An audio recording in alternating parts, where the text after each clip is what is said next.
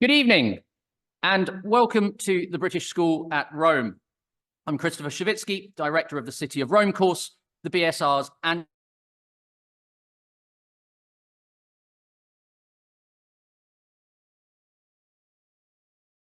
lectures accompanying the course. And it is my great pleasure to introduce our speaker, Professor Barbara Borg. Since 2022, Barbara has been the Chair of Classical Archaeology at the Scuola Normale Superiore in Pisa, having previously been Professor of Classical Archaeology at the University of Exeter, where for almost 2 decades she was instrumental in building the study of material culture in the Department of Classics and Ancient History. No stranger at the British School, Barbara was the Hugh Last Fellow here in 2013 and is a frequent visitor to the library. Barbara's research is recognised for its interdisciplinary character, although I have also heard her give the advice that in order to be interdisciplinary, you first have to have a discipline. Barbara's research combines the study of Roman art with the masterful knowledge of literature and archaeology.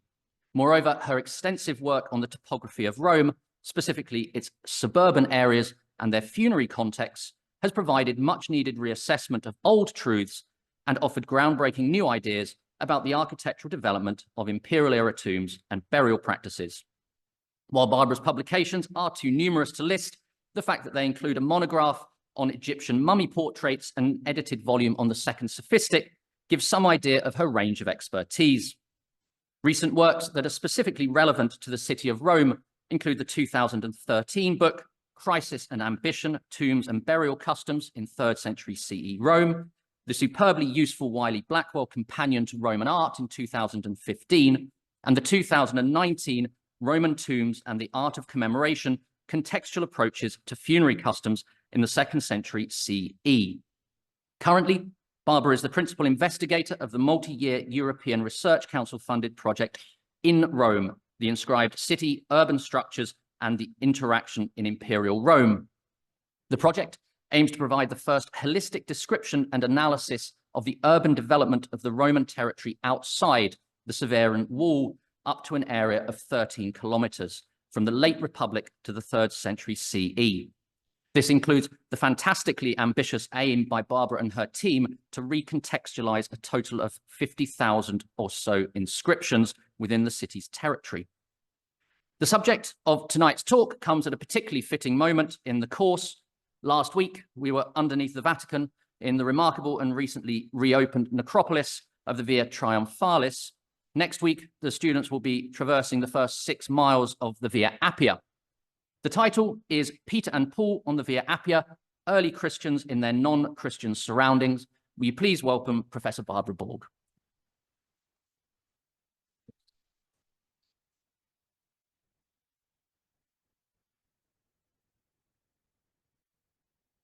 Thank you so much, Chris, for your very generous introduction, although I got the point of fantastically ambitious. And you're right. So there is a bit of a gamble involved. Thank you also very much for the invitation to come to the BSR and to speak here. It is always a great pleasure being here. It's such a stimulating environment. And yeah, so it's always a pleasure. The topic I want to talk about today has been growing out of a project funded generously by the Leverhulme Foundation, which was aimed at, oh, you have to press really hard, which was aimed at mapping the various activities that took place in a relatively small area of the Roman suburbium, roughly between the 2nd and 3rd milestone of the Via Appia, and let's say about a mile to the northeast and southwest. So you see here the Google Earth image. I have straight line. The Appia is the straight line here. North is about there. And I have marked various landmarks, which you may or may not know.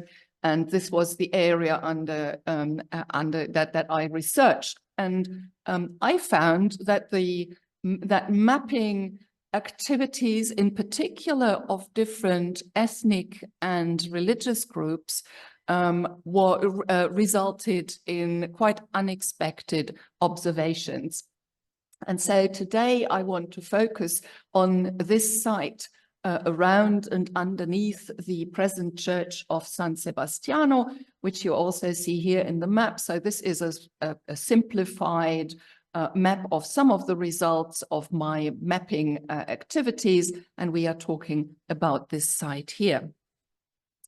There are arguably very few questions concerning the ancient world that have been discussed more extensively and more controversially than the death and burial of the apostles Peter and Paul. It is a subject that has occupied not only an army of scholars from various disciplinary backgrounds, and an annotated bibliography by De Marco of 1964 already featured 870 entries, but also the general public.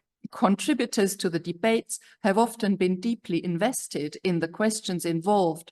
After all, St. Peter is regarded as the rock on which the Catholic Church is built. I am approaching the subject not from a theological viewpoint. What interests me is ultimately not the true burial site of the apostles, but what people believed in the 2nd to 4th centuries AD to have been their burial sites. This question is so interesting, I find, since it allows us to better understand the relationship between the early Christians and their non-Christian surroundings, not least from a socio-historical point of view. So to add to the information that we otherwise mostly get from the Church Fathers. The site in question is now underneath the Church of San Sebastiano, which I have pointed out in the map at the 3rd mile of the Via Appia. I shall start my presentation with a brief overview of the history of the site, then discuss the most popular interpretation offered for the cult of the apostles Peter and Paul at this spot, and finally present some of my own readings of the archaeological remains and consider their wider historical context and implications. So let's start with a brief history of the site. In antiquity, the area known as Ad Catacumbas, near the Hollows, initially hosted a pozzolana mine on the right side of the Via Appia, positioned between, as I said, the 2nd and 3rd milestone.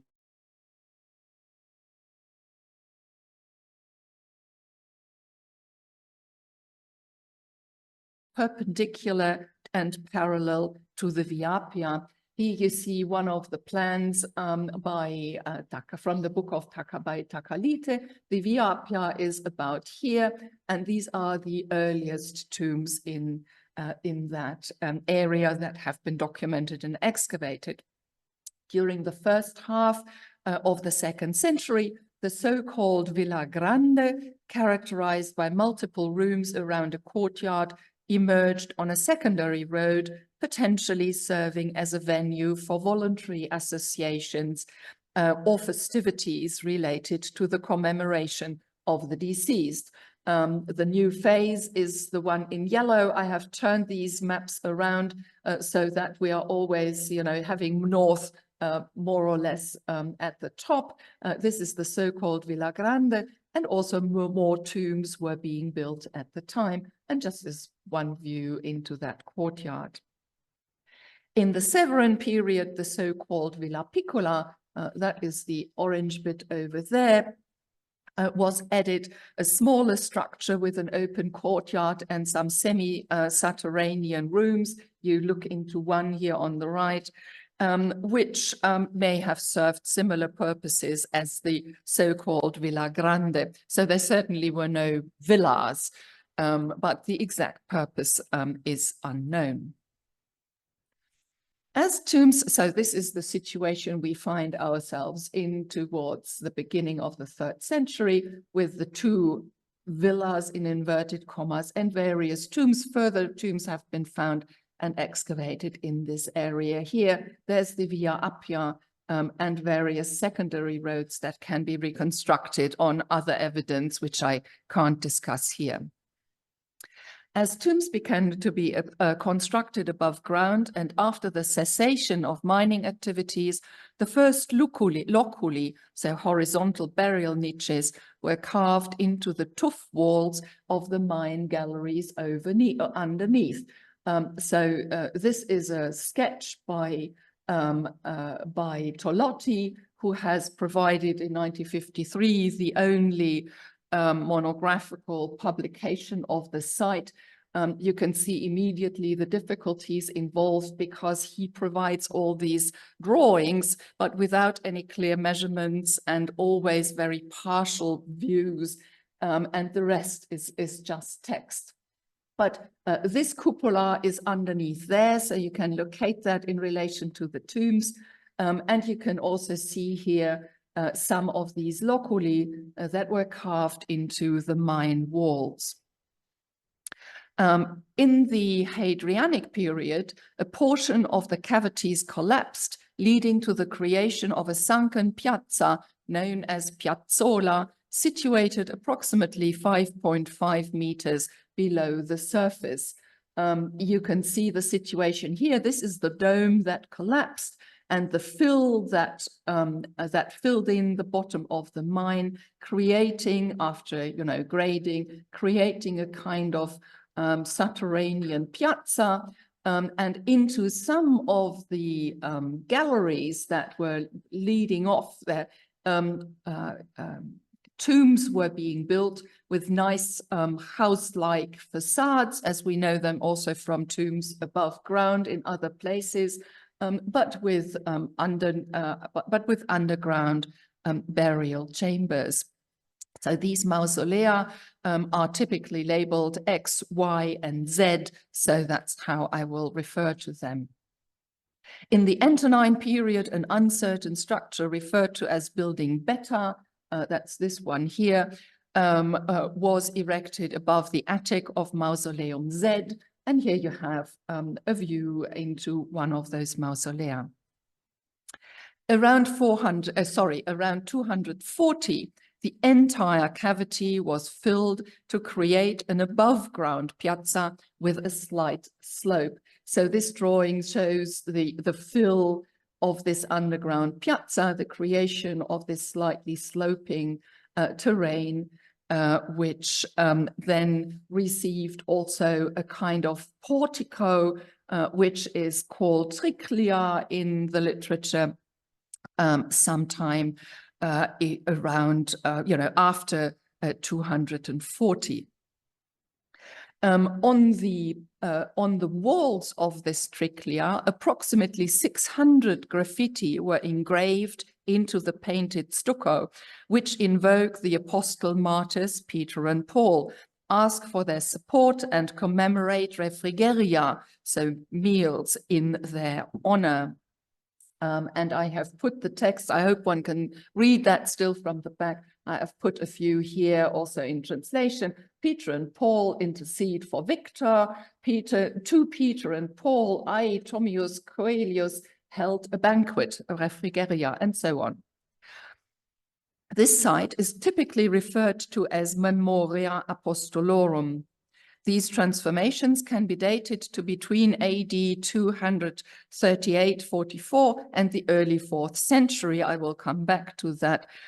When a Circiform cimetial basilica was built over the entire area and destroyed it. You see the outline of the basilica here with the pillars, and this reconstruction of the basilica, and it erased everything that was on this level ground here and filled in the buildings that were there, and that's how they got preserved in this under this part of the basilica.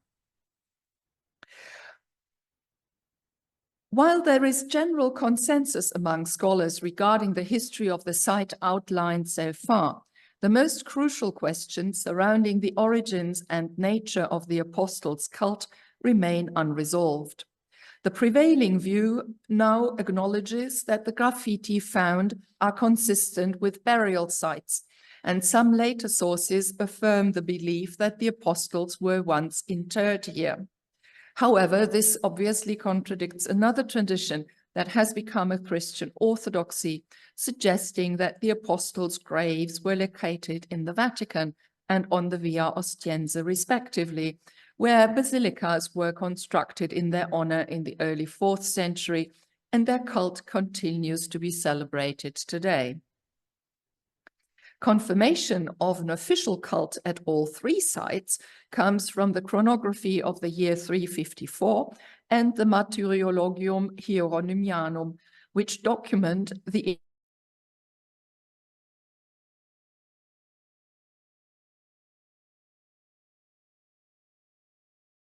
text I'm referring to. Scholars have attempted to resolve this puzzle of the multiple sites in various ways, with 2 prevailing theories. One proposes that there were 2 conflicting traditions about the apostles' burial sites, neither of which can be established as historically more accurate than the other.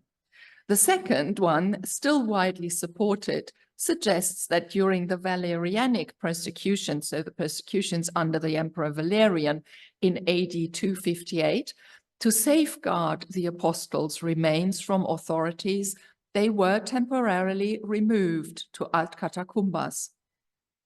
Tonight, I will explore the feasibility of the latter hypothesis and the potential to move beyond the somewhat frustrating conclusions of the former. Challenges to the second scenario of the translation were identified early on. It would have been not only illegal and highly perilous to relocate the apostles' bones, but also unnecessary, as they would have been protected by law, a law seemingly unviolated by authorities in any persecution. Accordingly, Kurt Lampe and others propose that instead of the apostles' bones, only the commemorative meetings in their honor were moved. The pagan nature of the necropolis, coupled with its remote location, supposedly made it an ideal place for discreet Christian gatherings. However, this characterization of the area underlying the translation theory in general is seriously flawed. The site was close to a prominent consular road, the Via Appia, opposite a villa that may have been imperial as early as the 2nd century. So that's the later villa known as that of Maxentius here. But it was definitely imperial at the time when the apostle cult was founded.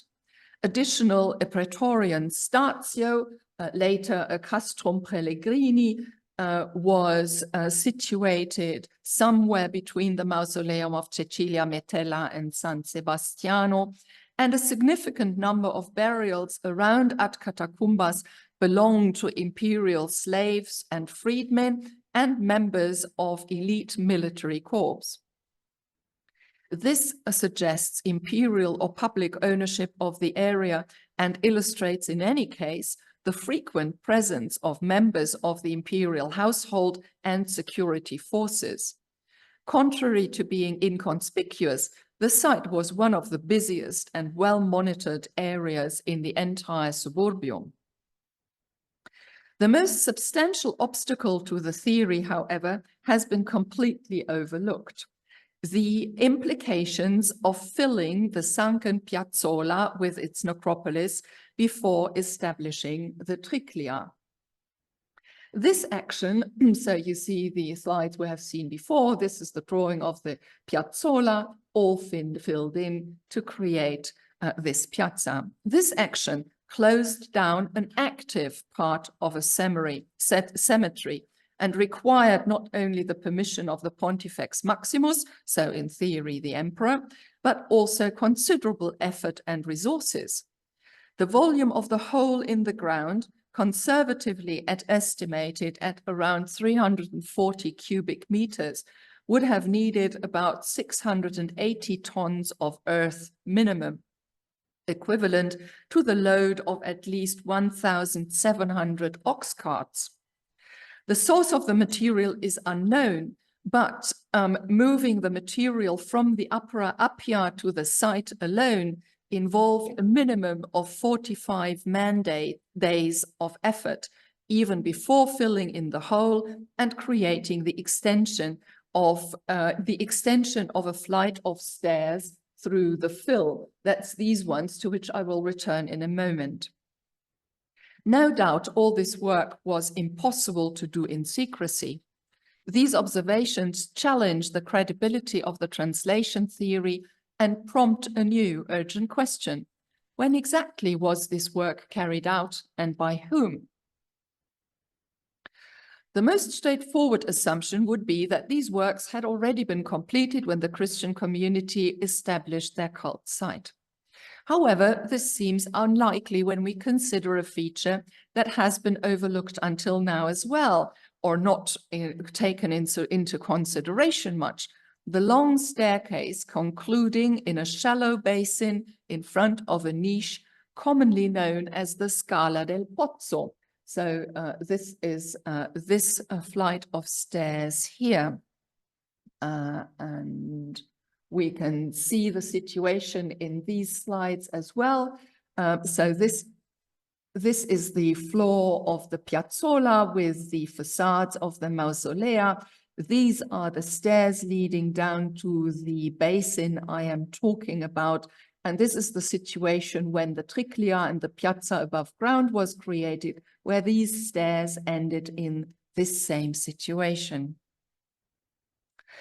Despite the effort to maintain access, nobody considered the simple, I lost where I am. Yeah. It is evident that the basin and niche, or more precisely the space they occupy, existed before the establishment of the piazzola. Astonishingly, access to it was maintained for over 3 centuries. First, when the piazzola was created at a level of about 3 meters above the mine floors, as I have shown, later over a flight of stairs when the piazzola was filled in, and eventually when the basilica had been built over the entire site, a new entrance was built from the outside through the foundations of the basilica. Considerable skills and effort were expended to maintain this access at each stage, which is noteworthy since the basin and niche served no practical purpose. Following Francesco Tolotti, who published this monograph I have already mentioned in 1953, the basin is often considered a well for fetching water. This is why the Scala is called Scala del Pozzo.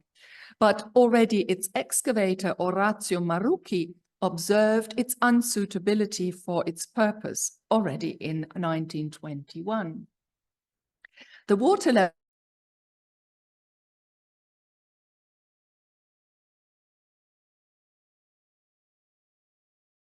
abandoned when the piazzola was established. So you can see this other water basin here in outline, which existed at the same time as this location here when the mine was still active. But later, when everything was filled in, this basin was filled. This image here shows our little basin V2 with the average water level indicated in blue, and this is the other water source where you can see this was really nice and deep, whereas this was very shallow, and for much of the year in the summer it was even shallower than the 60 centimeters I have mentioned. Despite the effort to maintain access, nobody considered the very simple and quick remedy of cutting deeper into the soft tuff to facilitate access to more water. Moreover, water could not be drawn up through a shaft from above, where now the cult site was situated. Instead, one had to climb down and then up again, some 10 meters over 40 steps, equivalent to 3 to 4 floors in a modern house, just to fetch water from a small, shallow basin. None of this scenario makes any practical sense, leading to the conclusion that the basin in niche held some symbolic or ideological significance. Here you have another drawing with, ending in this niche and the little basin, and this is the original floor. This is the level from which the tunnel through the foundations of the basilica ended. The clue to a better understanding, I suggest, lies in the final step of the site's history. Despite the Basilica Apostolorum destroying, so I think I didn't mention that this is the original name of the basilica. It was only later dedicated to San Sebastian. It was previously Basilica Apostolorum. So despite this basilica destroying everything in its path, it preserved access to the stairs and basin, which can only mean that the letter's importance was related to Christian faith and cult. One more image, and you can see the entrance here in the purple color to this basin.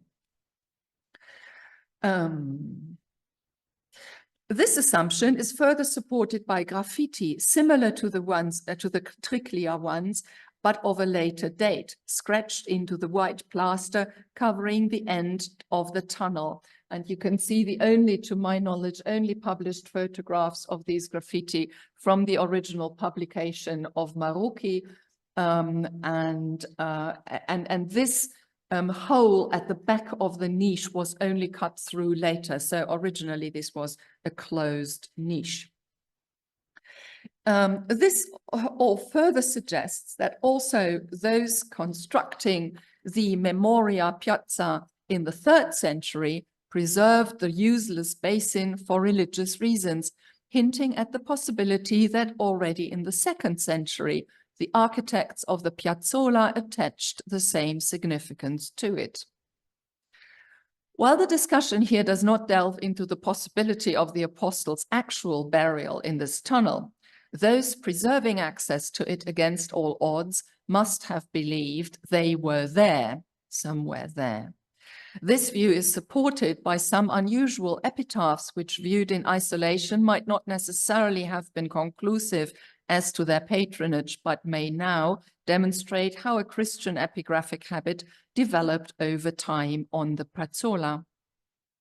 The only undisputed Christian inscription dating to the time of the Piazzola is a graffito scratched into the still wet plaster of a lower chamber of Mausoleum Y, reading Ichthys, Jesus Christ, Son of God, Savior. There is a photograph of the graffito, and it was in one of the lower chambers of this Mausoleum Y. This is the lower tier of it, and this is the level, the highest most level of these same tombs.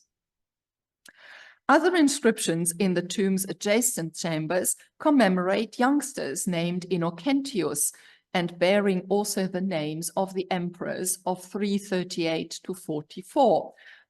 You have a photograph of that here, and some of the inscriptions located in this chamber.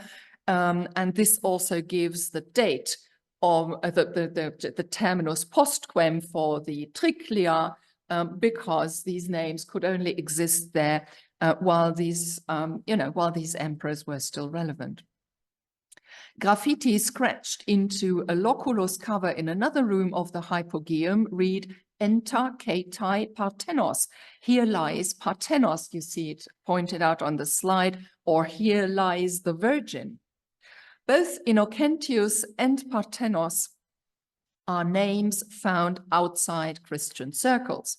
However, the accumulation of speaking names related to the morals of the deceased in this tomb is striking. The girl's loculus also features a number of graffiti written by different hands in a distinct resemblance to graffiti on and around martyrs' graves. I have never seen a photograph of these, though. Enta Ketai is a rarer form of Enta de Ketai, a formula particularly frequent in Jewish epitaphs from Rome that suggests how Christians may have continued some habits of Jewish tradition before developing an epigraphic habit all of their own. And it may not be mere coincidence that several hypogea with Jewish inscriptions are situated in the vicinity of art catacumbas, including the so-called Randanini catacombs, which you see here. So San Sebastiano is here. This is almost, opposite on the other side of the road, the Randanini catacomb. And there were further smaller catacombs / hypogea, another one here outside the drawing, where Hebrew inscriptions were found.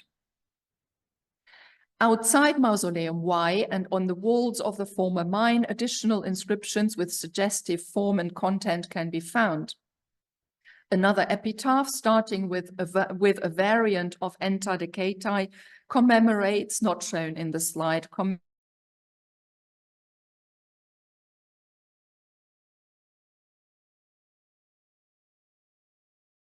the wall next to Mausoleum X, that's this one here. Gaius Ancotius Epaphroditos and his two sons praise their wife and mother, Ancotia Irene, for her love of God, widows, her husband, and her children, in this rather surprising order. While love of God, even in the singular, and certainly love of family, is not in themselves unusual, Dölger has demonstrated that the epithet Philochera, meaning lover of widows, was a Christian neologism, probably signifying charitable more generally than affection specifically for widows. Another fish and anchor can also be found in although fish and anchor can be found in non-Christian contexts, the context here suggests their Christian significance, and this to also be extended to the epitaph dedicated to their deceased daughter, Ancotia Auxesis, which is otherwise entirely conventional and written in Latin rather than Greek. And you say that here. This context further supports Christian interpretations of two sets of highly unusual wall paintings from the early 3rd century. One set is prominently displayed on the attic of Mausoleum. Sorry, I didn't get that. Yeah, there we go. On the attic of Mausoleum X, pointed out here and seen in the slide. Their long discussed scenes have now, in my view, convincingly been proposed by Alistair Logan as illustrations of 3 parables. Parables? Don't know the pronunciation in English. From the Gospels of Luke. Of the lost sheep, with 2 men greeting Jesus who returns with the sheep. You see a detail here. The Great Supper, to which the host had invited outcasts and the poor to replace his honorable friends that let him down. Here to be seen in the slide from the right-hand side of the, sorry, pressed the wrong buttons.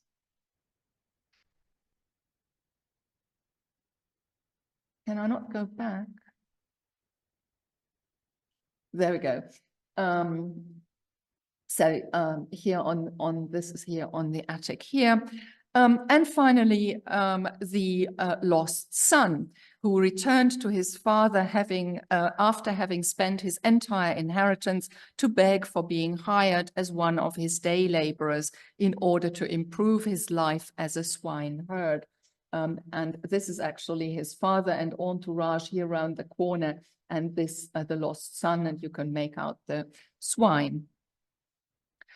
The other wall paintings are found on the plaster covering the loculus of an 8-year-old imperial slave named Artimetos, recently discussed by Stefano Tortorella.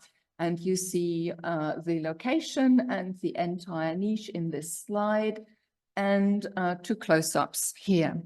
To the left of the inscribed tabula, we find Jesus' entrance into Jerusalem as described in the Gospels of Matthew, with 2 donkeys rather than just 1. The images on the right of the epitaph do not match exactly onto any known story or thought in Christian or other writings. We see 3 very similar scenes with a nude male about to step through an arch, which in each scene increases in size of the male and arch from right to left. The rightmost scene shows a scale above the arch. Scales feature in psychostasiae, the weighing of the souls, in several cultures, including in later Christian writings, although depictions normally do not show them in balance, as in our case. Equally, arches leading from one sphere of life into another feature in both pagan and Christian imagination. I'm showing you here on the top a scene of Heracles returning Alcestis back to the upper world, with the entrance to the underworld being marked as an arch.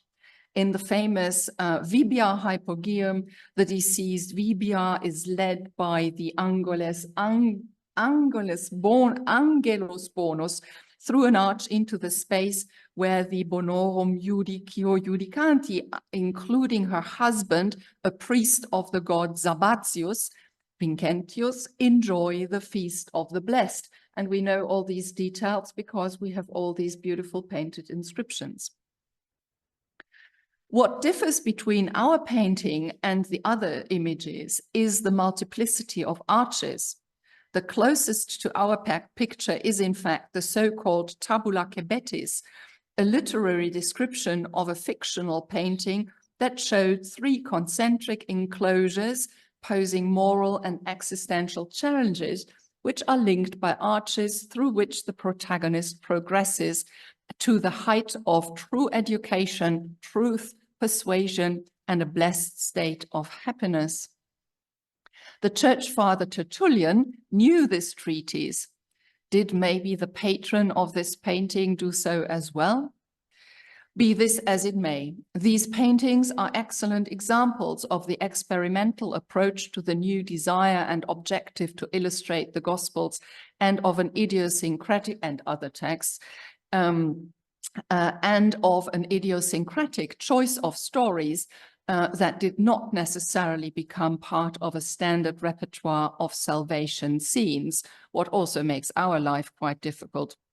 Established iconographies are combined in innovative and unique ways to communicate new ideas, which for us, but also presumably for many ancient viewers, are difficult to interpret. The emerging picture of our site is one of a cemetery area specifically favored by Christians, though not exclusively used by them, already from the 2nd century onwards. Together with the evidence from the stairs and water basin, they suggest a belief that the apostles had been buried in the former mine, which in turn has attracted other burials from Christians in the vicinity and ultimately led to the establishment of the cult site in the mid-3rd century. And we can observe how what must have started as a commemorative practice known from both Roman and Jewish tradition, so funerary cult, developed over time into an official martyr cult.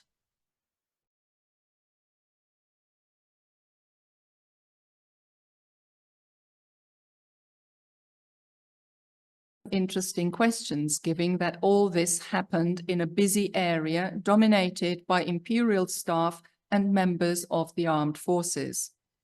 The backfilling of the piazzola likely involved the Christian community, as the preservation of access to the basin and niche must have been at their specific request. Considering the need for approval from the imperial administration and the logistical challenges discussed earlier, it becomes improbable that these changes occurred during the Valerianic persecutions. Given the establishment of the official cult in 258, an earlier date for the building works appears more likely. Sorry, I also have a nice timeline here, which hopefully is helpful in following the following argument.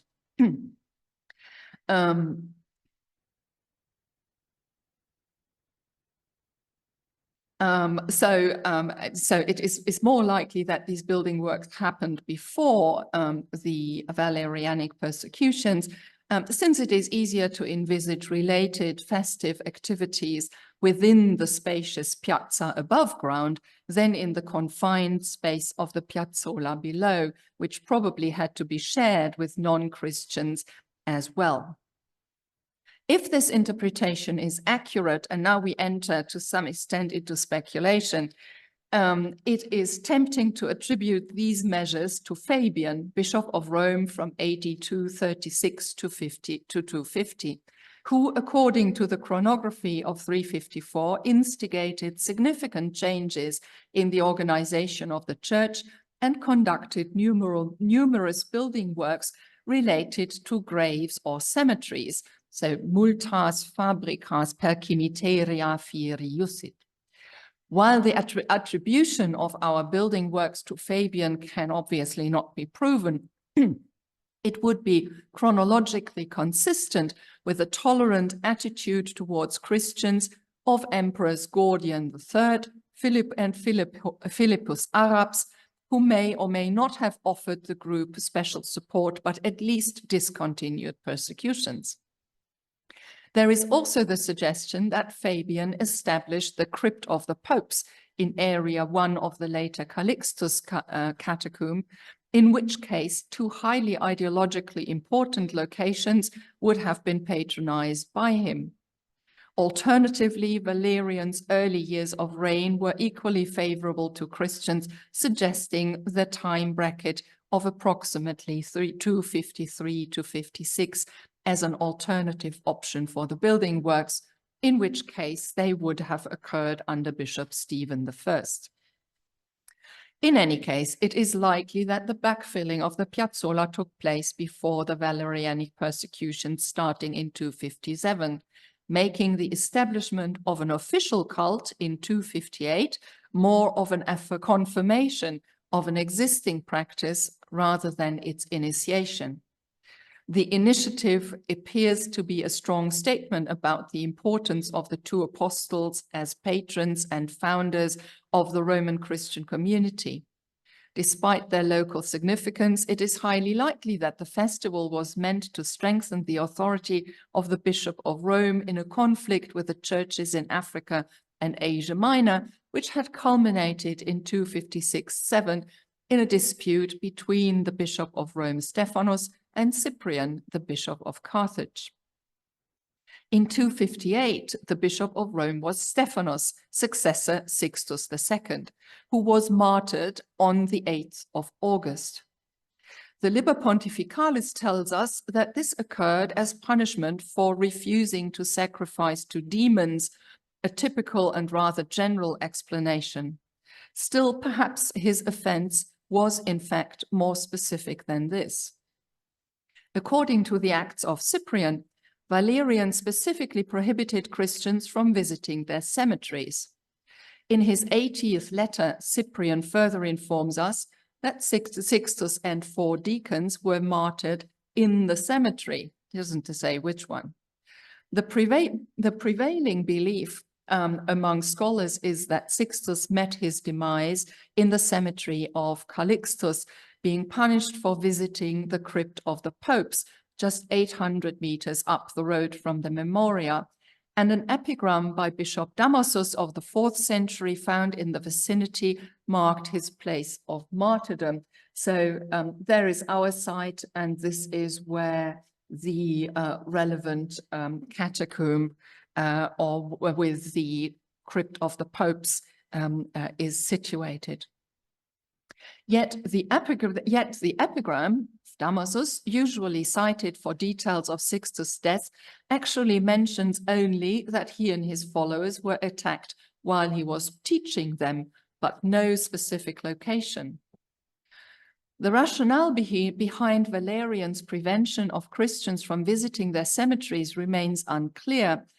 We know that early Christians visited the tombs of their dead and that they held meals at their graves.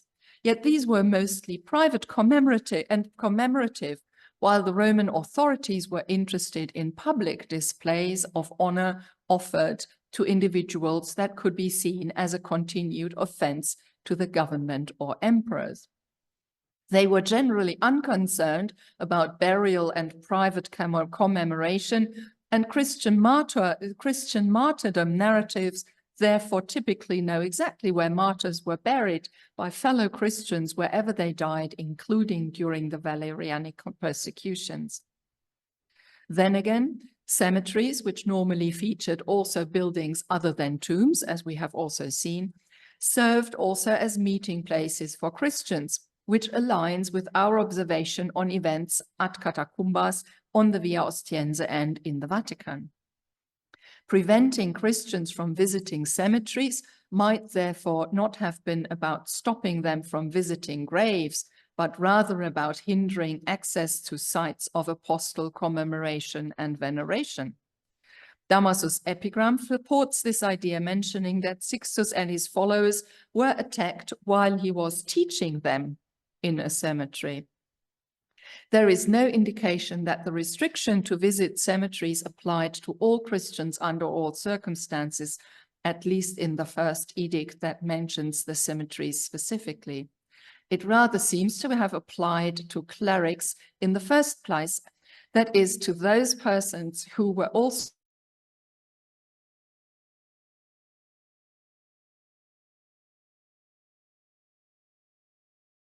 meetings occurred is remarkable.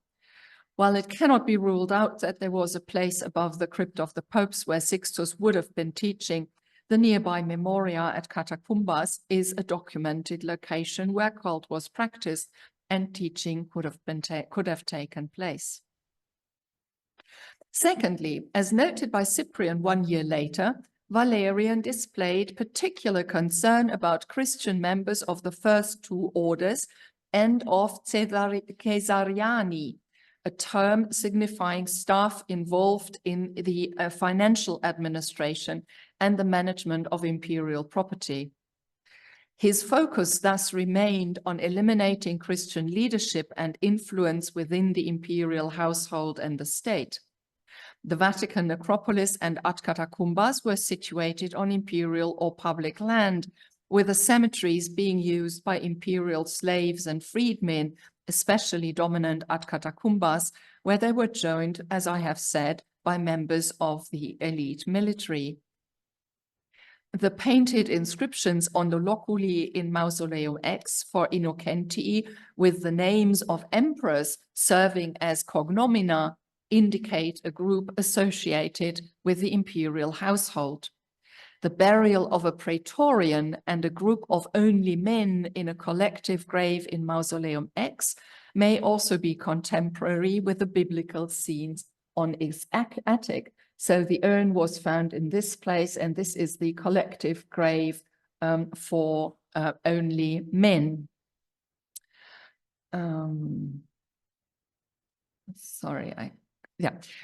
If these individuals were in fact Christians, they likely belonged exactly to the category of that concerned the emperor, a formally established Christian cult in the heart of their cemetery, adjacent to an imperial villa and praetorian statio, would have undoubtedly raised alarm with the imperial administration. To conclude, I hope to have provided good arguments for the proposal that at Catacumbas was regarded by church leaders as well as ordinary Christians as the burial place of the apostles. Yet I would still need to explain how this interpretation can be reconciled with the tradition on the sites of the later basilicas for St. Peter in the Vatican and St. Paul on the Via Ostiense. The two sites deserve more comprehensive treatment than possible here. You will be relieved to know that I'm not going to talk about them, but I would like to summarize my conclusions or my idea. As we have seen, the cult foundation of 258 included both these locations as well, and Gaius, a presbyter writing around AD 200, mentioned the Vatican and Ostiense sites as places of veneration already at his time, or commemoration, let's be careful there. Yet there is no direct evidence that these sites were also considered to hold the apostles' graves at the time, and it would be somewhat schizophrenic to propose that the cult was established at 3 different graves just in case. It is far more likely that the Via Ostiense and the Vatican were considered the places of the apostles' martyrium, obviously equally important sites for Christians. It remains also to explain how the tradition later shifted to a different interpretation of the two sites, and there seem to be two possibilities. Either there was a reinterpretation of whatever information was known at the time, or the bones of the apostles were translated to the churches at their location of martyrdom to make them coincide with a pattern that began to be established, mainly that the main site of veneration should be the grave. Written sources remain quiet about the matter, but the time can be narrowed down in a complicated argument I will spare you tonight to between the early 370s, I think, and the death of Damasus on 1st December 384. Towards the end of the 4th century, both the basilicas on the Ostiense and the Vatican seem to have gained significant prominence and favor, while the popularity of the Basilica Apostolorum, which used to attract significantly more elite burials, both inside and around the basilica, than any other basilica in the suburbium, declined until it was later even rededicated to San Sebastian, and the memory of its original significance faded. I'm showing you here a drawing with all the late antique mausolea that surrounded the Basilica Apostolorum. What I hope to have shown is not primarily where the true burial place of the apostles may have been. More interesting to me anyway is the history of the site, the reconstruction of which allows us a close-up view of the emergence of a Christian cult in the middle of a bustling suburban area, where the imperial household and military shared their space with Jewish communities and an emerging Christian church, and where we can observe in detail how early Christians explored ways of expressing their new faith using traditional Jewish, Roman, Greek forms of expression and experimenting with innovative artistic inventions to illustrate the stories that supported their faith. Thank you for your attention.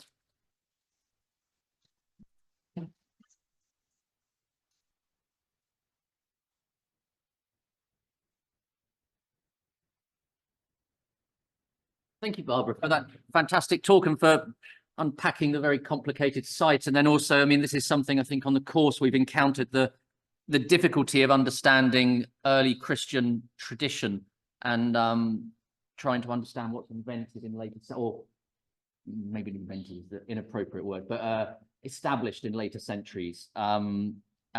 While people gather their thoughts in the room, and I'd remind people online that they can also type their questions into the chat. Might I just ask, so these two sites, it makes me think of things like the hut of Romulus, or the fact that Numa has two houses as well, one on the Quirinal and one in the Regia. And as far as I'm aware, there's never a single source that mentions both huts of Romulus, but there's also no inconsistency or no debate over that this is a problem. Are there any of the early Christian sources that you're looking at? Do they mention both cult sites or both places as being sites of burial?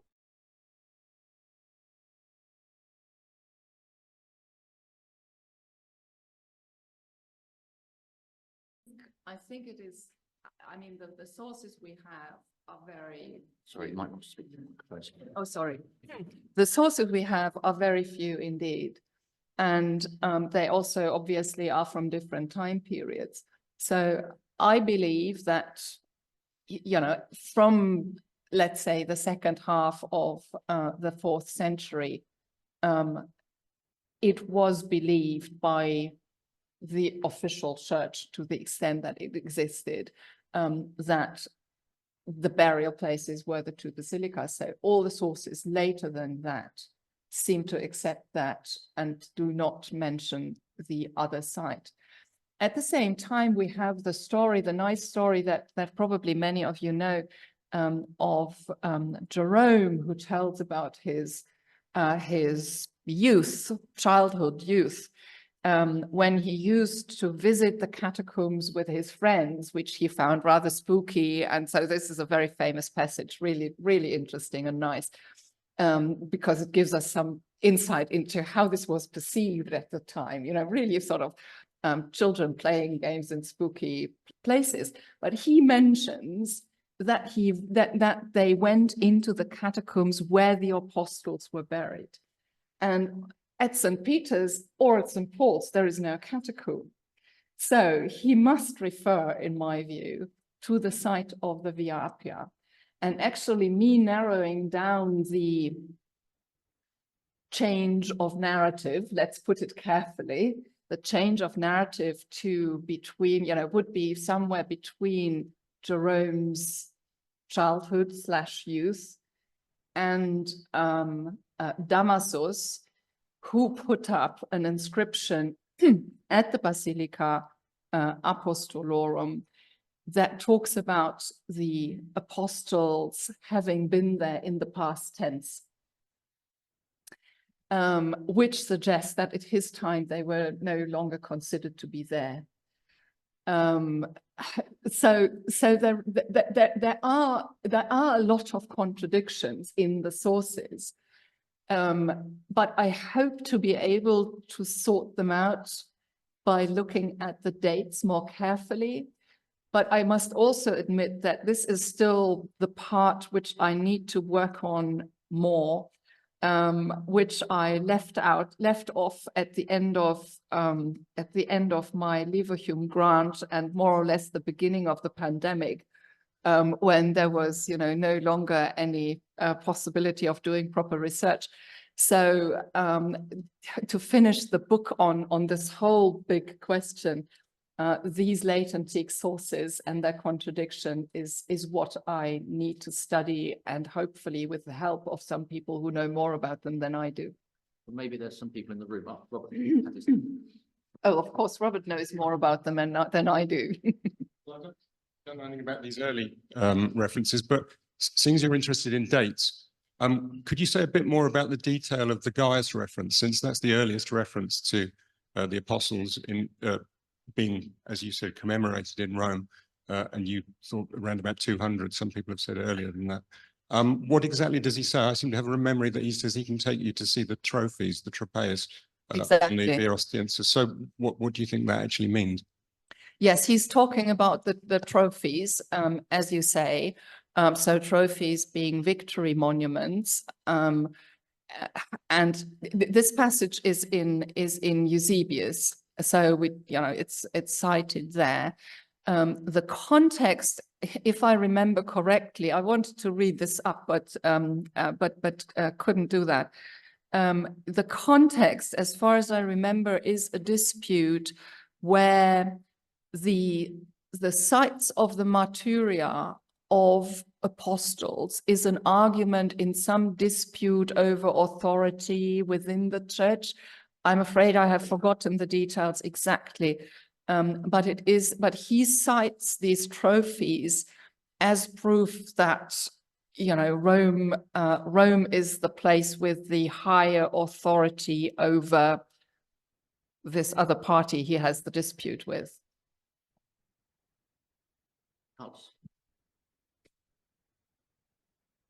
Thank you very much, Barbara. That was really interesting. And I really enjoyed the reconstruction of the history of the site, which is, I find it very confusing. It was much clearer there.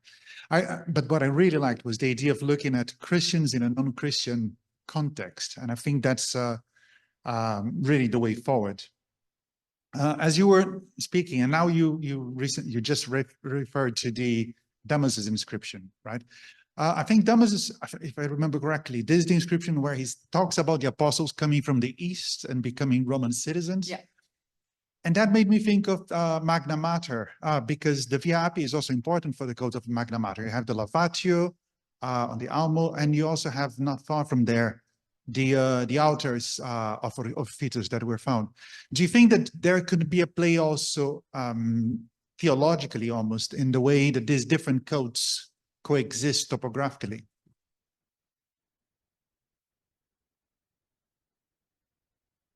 I'm not sure I fully got your question. So Damasus and Magna Mater, how do I go to? These things are happening. Yeah. Christians are Yes, right. celebrated. They're very much aware of the fact that these saints come from the East. to become Oh, I Romans. see. Magna Mater also come Yeah. from the East to become Roman. Yeah. Oh, that's a very interesting idea. It hasn't occurred to me, I must say. I don't think I've ever written about this in those terms, read about this in those terms. It's a very interesting idea, but it seems that the Damasus inscription is again one of your claim to authority. Claim to authority that because the apostles actually were there, this establishes the primacy of the Church of Rome over other churches. That seems to be the context, and probably what underlies this argument. But it's very interesting what you're saying about Magna Mater. I'm aware of these inscriptions. I have checked, but unfortunately their precise origin is not known, just the general area, which is a shame. But that's a very interesting thought I need to think more about. And I didn't answer fully your question on Romulus. It's a very interesting parallel, which I should also look into a bit more. What is interesting is that the feast day of the 29th of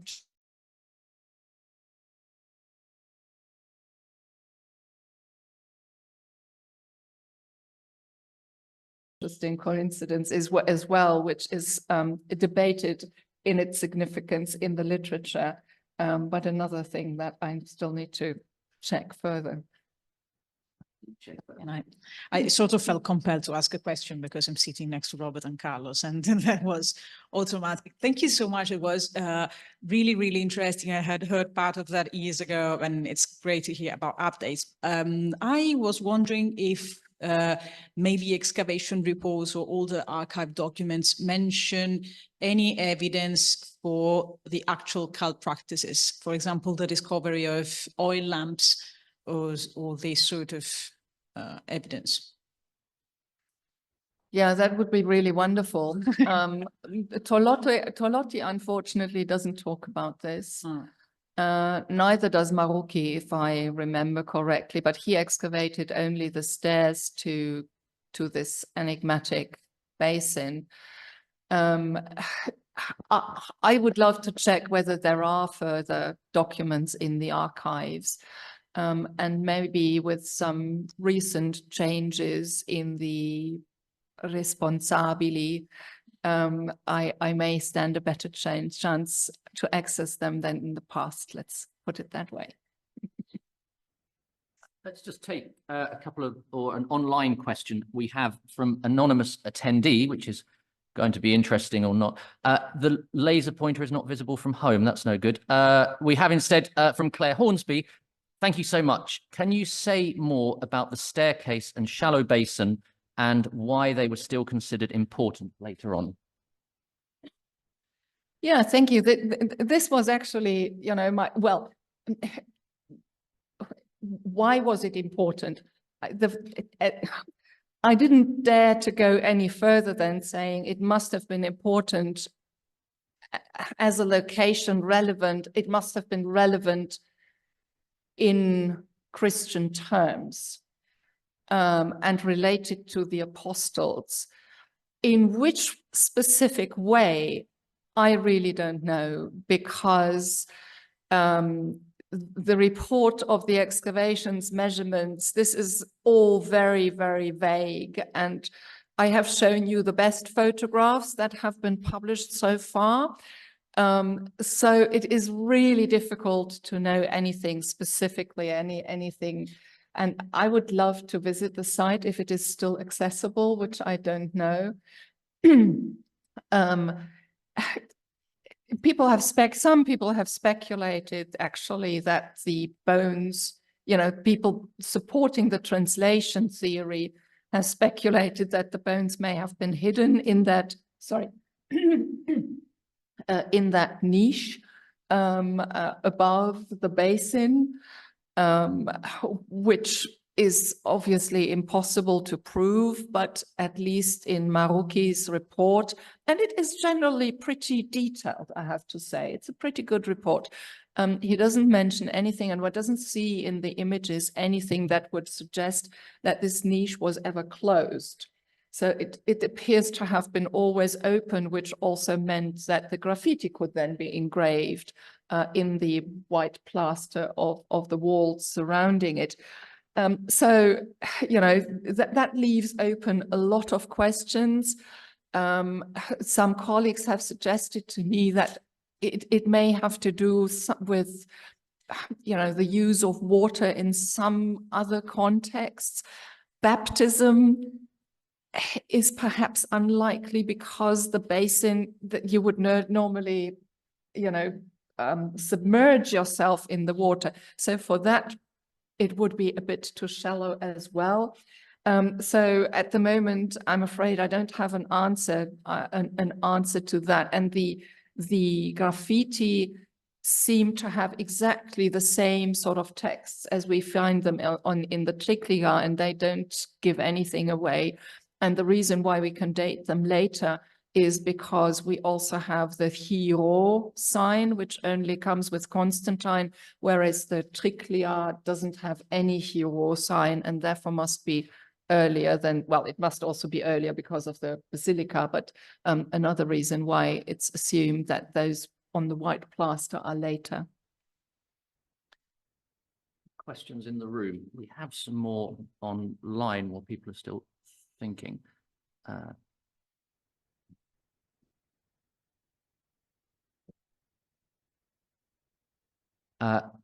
Felicity Harley asks, thank you for this wonderfully rich set of analysis. With regard to your concluding point about Christians using art to experiment with the expression of aspects of their faith, would you be willing to comment on the ways that you envisage this process happening? I'm thinking of the ways we imagine Christians interacting with artistic workshops in Rome for the production of new iconographies to pictorialize Christian stories and theological concepts. I'm thinking here specifically of the images in Mausoleum X, which are so fascinating. Yeah, that is a very interesting aspect for which we have no, as far as I'm aware, absolutely no direct sources on which we could rely. But it can be shown and has also been demonstrated by others many times that the early Christian, the early biblical visual representations, which are paintings in the catacombs and these ones, that they essentially use a repertoire of iconographies that they have found existing already. So they use a kind of set of known formulae, which are being put together in innovative ways, and only where there is absolutely no parallel or no iconography existent that could be used, then they add something on their own. Who actually painted this stuff? We have no idea whether there were painters, workshops who, you know, just took any order, any commission they could get and would then paint what the patrons asked them to paint. We don't know that even for, you know, for the high imperial period, where we have so many sources also on practical things, how these workshops worked and to what extent these workshops were innovative in themselves, or to what extent they relied on the details they were given, the specifics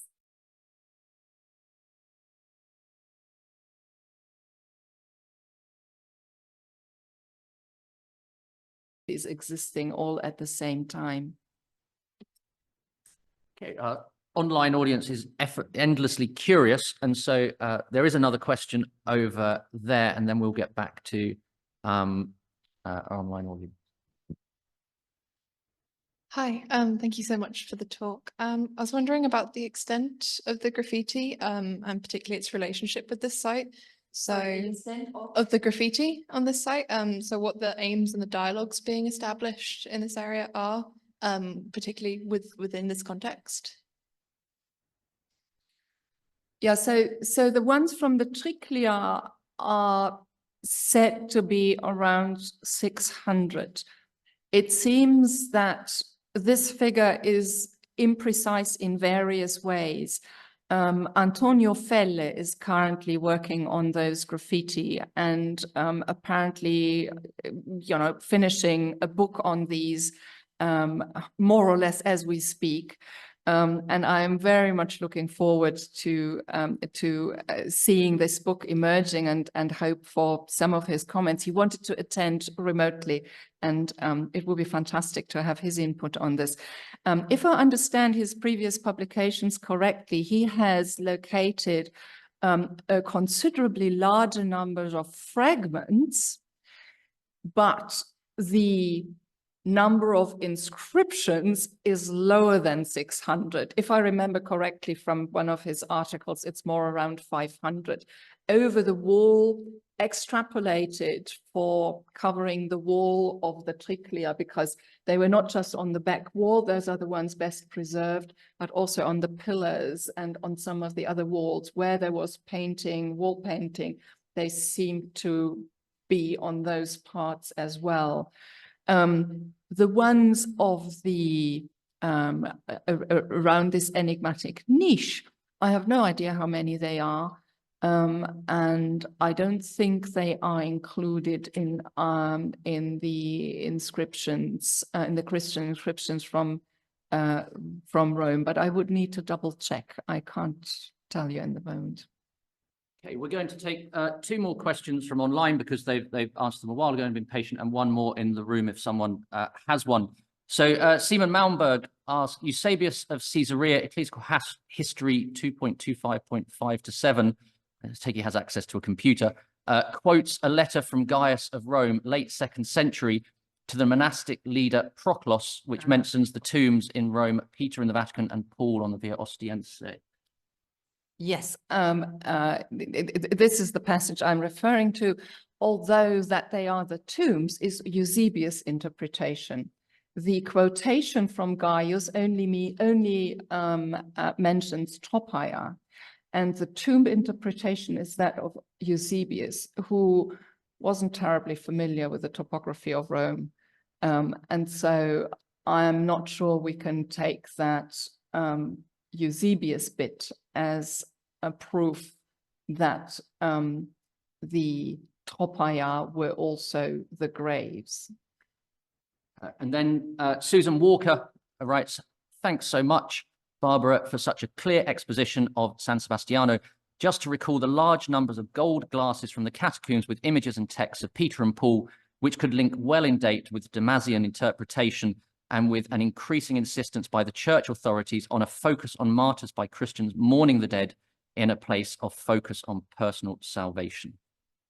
Yes, absolutely, Susan. And I have been thinking, when it dawned on me that perhaps this is the time period when, when this change in tradition happened in whichever way, I actually, I was thinking of you and your observation that these gold glasses with Peter and Paul fall precisely in the same period. So I think this was already maybe an even overrich talk, so I couldn't mention that.